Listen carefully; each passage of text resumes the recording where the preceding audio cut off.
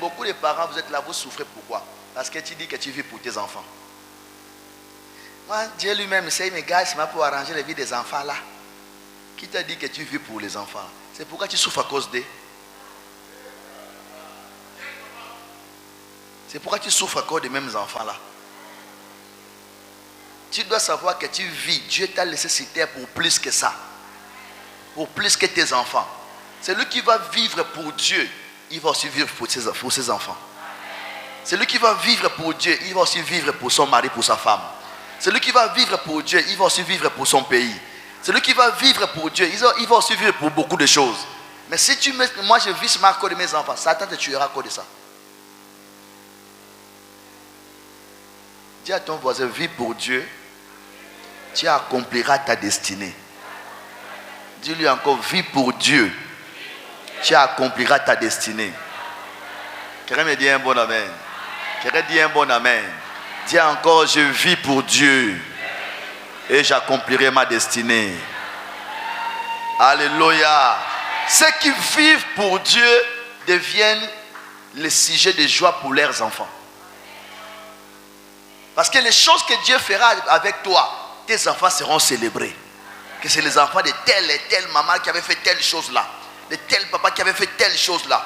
Les enfants de tel. Tes enfants vont te célébrer. Ils seront même heureux d'être appelés tes enfants. Mais il y a des parents, tes enfants ne sont pas heureux d'être appelés tes enfants. Ils ont du mal à te présenter chez leurs amis. Ils ont du mal à expliquer à leurs amis, à leurs camarades que c'est mon papa, c'est ma maman.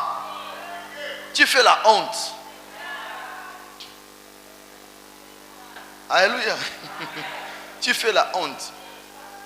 Il y a des gens, ils ne poussent pas aux gens de dire, d'être contents de lui, de parler et de les présenter.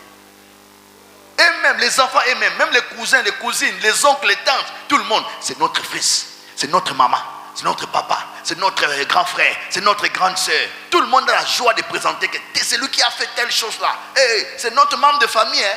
Mais toi là, ils ne sont même pas heureux de te présenter. D'autres même, tu vas voir, c'est ta propre fille qui te prend comme sa tante. C'est ma tante, c'est la cousine de ma mère. C'est mon oncle, c'est le frère de mon père. C'est pendant que c'est ton papa. C'est pendant que toi tu dis que quoi? Je vis pour lui. Je vis pour mon fils là. Je vis pour ma fille là. Oh, la fille a honte de te présenter.